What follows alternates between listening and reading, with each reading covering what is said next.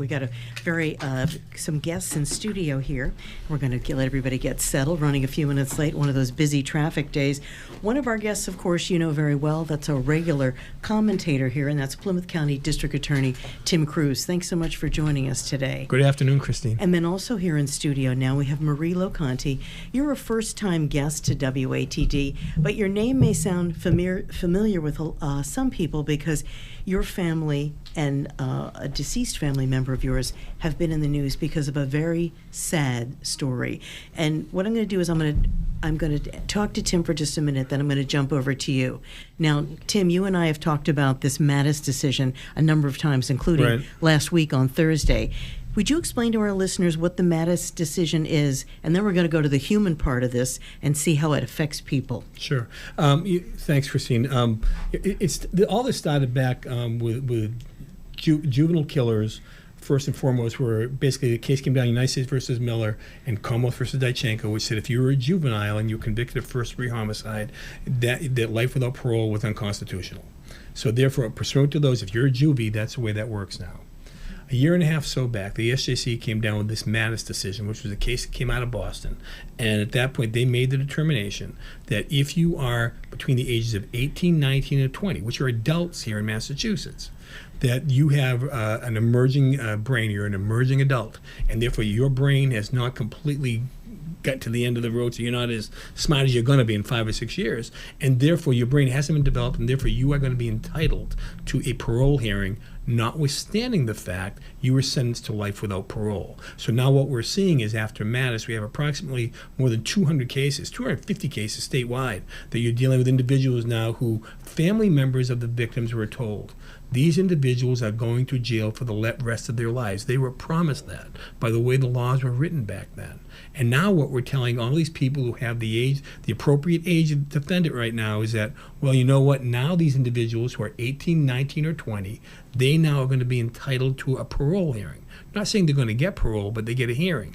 But the same difference is the fact that now all you're doing is reopening wounds for family members who were promised they never had to deal with these cases again. They're trying to move on from the pain that they're suffering, and all this does is reopen wounds. And I applaud Marie and her family because it's important for people to understand this. And I've talked to so many people here in our county. I've testified already at the parole board on other Mattis cases of which individuals have been released. And it's incredibly frustrating. And so therefore, I think we need to be heard on this.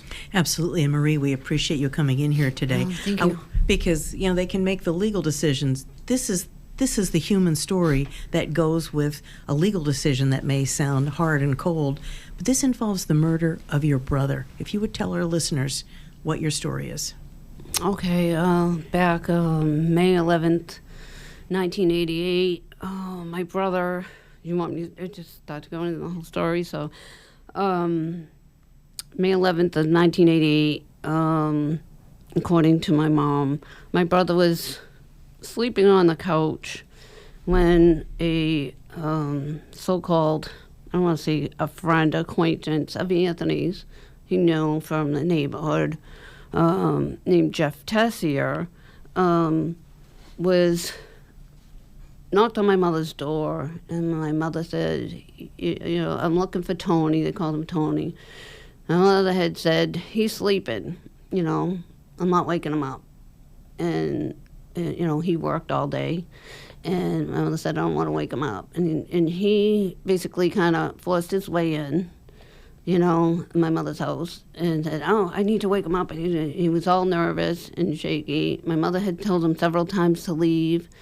And he's like, you know, Miss LoConte, I got all this money. I can give you some money. My mother said, if that drug money, like, get that out of my house. Like, you know, and she was trying to get him out. She said that, and it was like 2 seconds later, there was banging on the windows of the doors. And I think Anthony got scared or didn't know what was exactly going on. And my mother heard them talking, Jeff Tessier and Anthony. And Jeff's telling him, I'll give you $2,000, like, let me run through the back of the yard, because my mother's house was right, Holbrook Park was right there. Like, you go at the back of the house. In Brockton. And then we were on the Brockton-Holbrook line.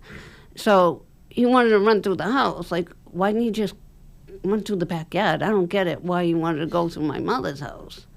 So I guess my brother said something like, why are you, why are you coming in here? And he's like, oh, I'm trying to make some money for you or whatever. And they resigned they got some type of plan. And next thing I know, my mother said Anthony ran out of the house. And my mother told Anthony, don't go outside.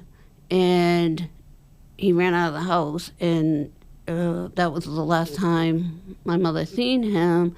And my mother could hear what she said sounded like a bunch of kids. And she heard Anthony yell, shut up, So she heard that. And from then on, I believe the police had showed up at my mother's door around 9:20 a.m. and had confirmed that he was murdered. And it was just awful. Awful. And the person that was eventually tried and convicted for your brother's murder, did you know him too? No, and Anthony didn't know him. That's Robert Morganti? Robert Morganti Jr., Right. Yes. But he didn't get picked up right away. No, he didn't. He was supposed to turn himself in, so the police told us we heard he's going to turn himself in. We hope he does the right thing. And all of a sudden, he didn't. He was supposed to turn himself in. He called the police and said, I'm going to turn myself in, special time, whatever. Right. He never turned himself in, and he took off. That's right. So he was on the run. Now your nephew is here too. He is. And that's Timothy Robishaw. Now, Yeah. he did not turn himself in. What happened next? Because he was on the run for a while, I believe in California. Yes. So he was on the run for, 12 years. 12 years. They found him in California. He was, I believe, on drunk driving. Yes. Pulled over. Now, this was at a time when marijuana was illegal still in California, and he had a massive amount of marijuana to sell, as well as, I believe, 12 to 13 aliases on him when he was arrested, to the point that they didn't even know what his actual real name was when they arrested him. It wasn't until they ran his fingerprints did they see that he had these charges against him in Massachusetts. Right. And DA Tim Cruz, this was a 1988 murder. So with this run to California, Mr. Morganti, he wasn't convicted, I think, until 2003? Yes. He was on a run for 12 years, and then, of course, it takes a period of time to get the cases tried. As I understand, the case was tried on or about 2003. He was convicted of first-degree homicide, and then, of course, the normal appellate avenue comes. Everybody automatically will file appeals once you're convicted of first-degree homicide, and that's what happened with that, and I think those were exhausted probably 7-8 years after that. Right. So, Marie, after this happened, your brother's killer gets convicted. Yes. First-degree murder, gets sentenced to life in prison. Life in prison, no parole. And you thought that was it? We thought that was it. Was there a little bit, I know that there's never Because closure with murder, but did you feel We felt a little bit vindicated? Yes, we felt a little bit like we could sigh of relief, like, oh, good, because they had the thing is they didn't have a weapon, and that was the big thing, But we had so many witnesses testified that how he said that he shot the wrong person. Now that you found out that things have changed because of the Mattis decision, I believe you said your father got a notice, what was it, from the Yes. parole board, and your father was what 90-ish? In April, around April, my dad called us all, said that he received a notice in the mail that says that they're going to let Robert Morganti, well, he couldn't read the letter that great, but something about Robert Morganti's going to be, could go up for parole. And we're like, what are you talking about, Dad? Read us the letter. He's like, oh, I got to get, my father's 91, going to be 92, so he was very upset. And we were shocked. We were like, we never got a letter. And the problem with this whole thing is they were supposed to notify me and my sister Cindy O'Donnell. They were told to notify us instead of my dad, But they said they had to notify next of kin. And I said, but it was also left to notify us, you know? Because we're my dad so old. No, I know recently you did not have the date for this hearing. Do you have a date now? Have you found We anything? still don't have a date. They told us it was going to be in June, but with all the news media and the picketing and the things we've been doing, I don't know. They won't today's even, June They don't 30th. talk to us no more. So you feel like I guess, I don't want to put words in your mouth, but it seems like you feel like you were lied to by the government. They Oh, didn't yeah. promise that your brother's killer was going to be kept in jail for the rest of his life. We promised that day that he got convicted that he was no way getting out. He's going to be there forever. He'll never get out. And that was it. Don't worry about it. And, you know, they did such a great job. They reopened the case. It was like, not that it was ever closed, but there was no movement on it. When Michael Sullivan got in, we went to talk to him. He was wonderful, I gotta say. You know, he's like Timothy over here. He's like you. And he was a wonderful, I can't praise him enough. His hard work, his team. I went undercover. I don't know if I told you that. I went even undercover. And they thought he was going to show up at his grandmother's wake funeral in Rockland, Mass. And there were cousins there that looked just, you know, similar to them, and they're asking me. I'm like, I never met him. I don't know what he looks like. Just they showed me some pictures of him. They only had a few, and they said just go in there and say you're somebody else. And so I had to do this very quickly. And When it comes down to this, with the chance that Morganti may get out, do you feel like he seems like he has more rights in this situation than you and your family yes, have? that's how we feel. We feel like we're just getting so cheated. I feel like I'm getting lied by the government, and I just think the whole thing is wrong. Tim, like, none of it makes sense. Tim, this fits in with exactly what you've been saying from the legal perspective. It is. They're getting cheated. Yeah, I mean, they keep moving the goalposts. I mean, so therefore, you know, we had, and as we talked before, Christine, back 34 years ago when they were talking about death penalty here in Massachusetts, if you recall, the death penalty lost by one vote, and the most compelling argument not to have the death penalty was, you don't need it, we have life without parole. So it didn't come through. We had life without parole for a number of years up until Mattis. And Mattis, remember, is not a legislative action. It is a judicial decision. So that doesn't mean that there was a hearing. It doesn't mean like expert witnesses came in to talk about the emerging brain and all these other things. I mean, that is still an emerging science. And so it really, the decision itself to me belittles the jury decision that heard all the evidence. They heard all the information. This guy was 19 years old, and here's his state of mind, and was he under the influence? Did he have mental health issues? The jury heard that. They made the determination as to first degree because they had the opportunity. If they didn't believe that you could prove first degree, they could have hooked him on second degree. That was their decision.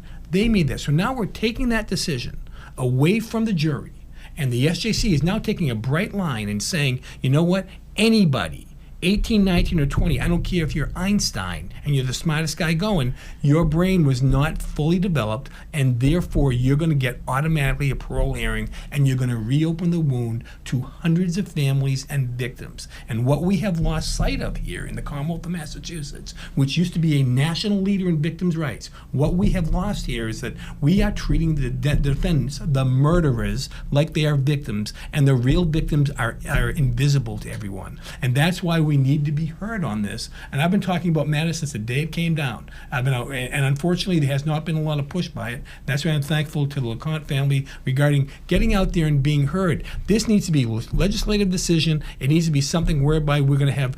Also, the next step is, why don't we talk about electing the parole board? Why don't we have that conversation? Why are they gubernatorial appointees? You know, why are they in those positions? If you are elected, I'm elected every 4 years. If you don't like me, you can vote me out. If you are elected, you are accountable.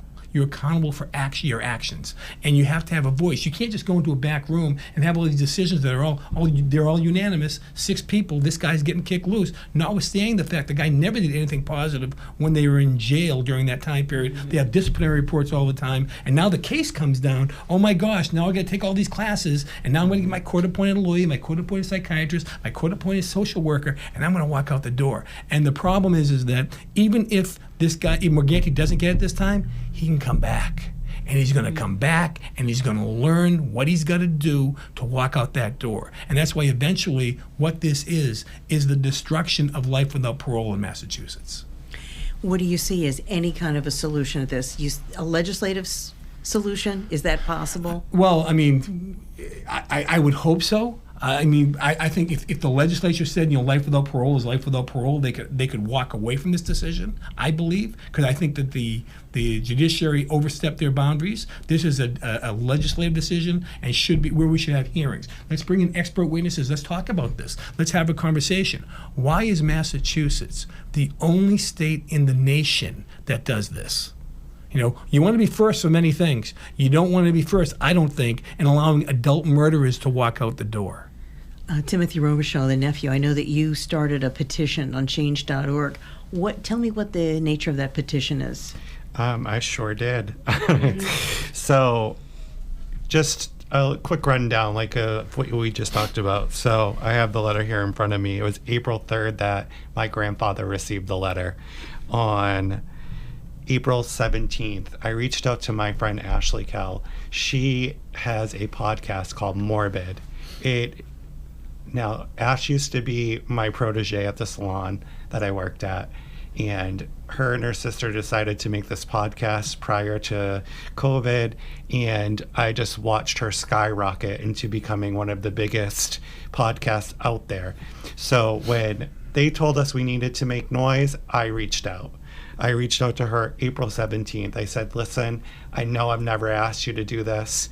Can you please listen to our story? We need to get out there. We need to make noise.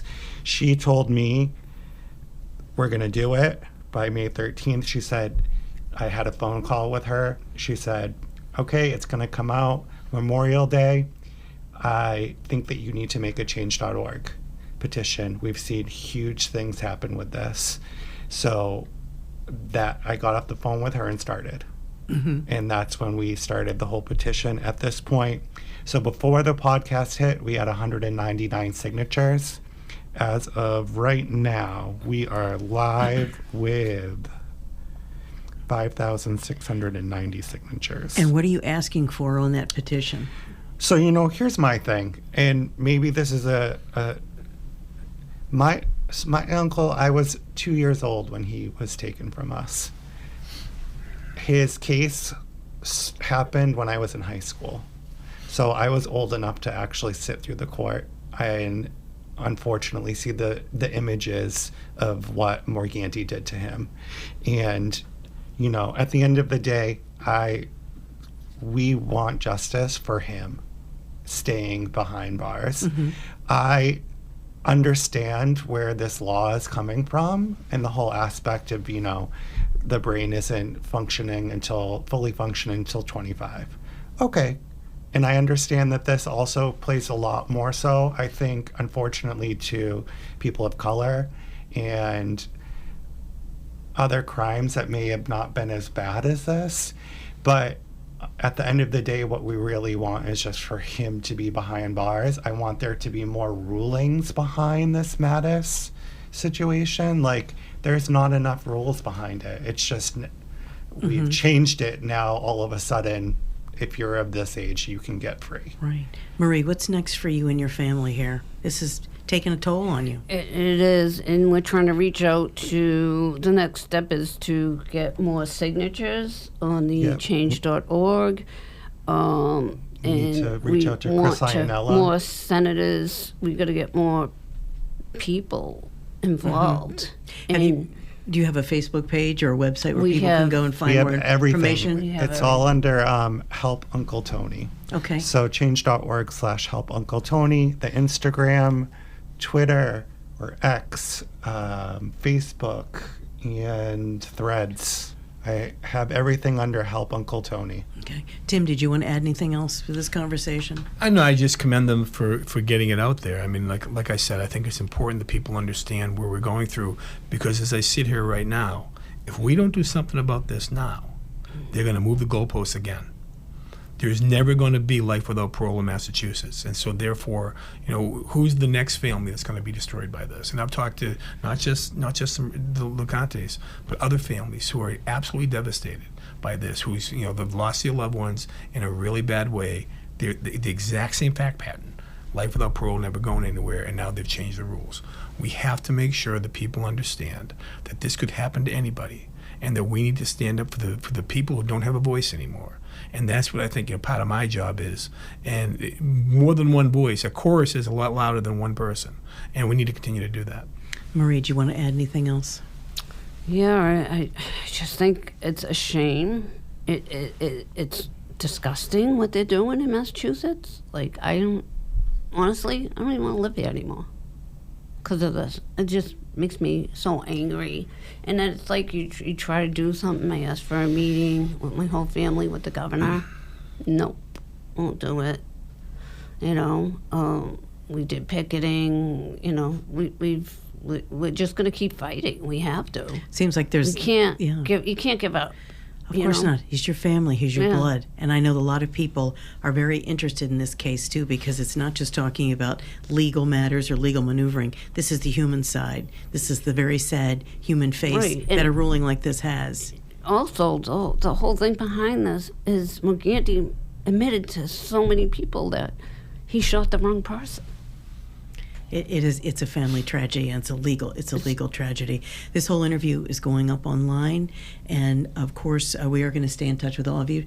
Tim Robishaw, you wanted to add one more comment? Yeah, I just want to say, my uncle has been gone for 24 years, and LoConte has not been behind bars yet for 24 years. He's not been behind bars for the life that he has taken.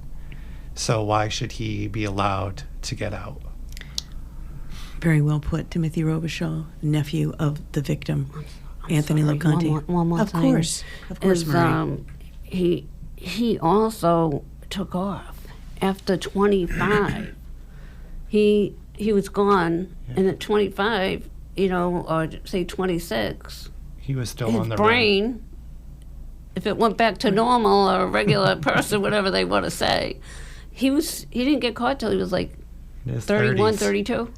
Well, it's a story that we will continue to follow. We will stay in touch with you. Again, we'll put this up online. Tim Cruz, regular guest here on WATD, and of course, we'll keep this up with him as well. But we appreciate you all joining us today. Family members of Anthony LoConte, murdered back in 1988 in Brockton, and of course, the Plymouth County District Attorney, Tim Cruz. I'm Christine James, 95.9 WATD, 9 WATD, 9 WATD.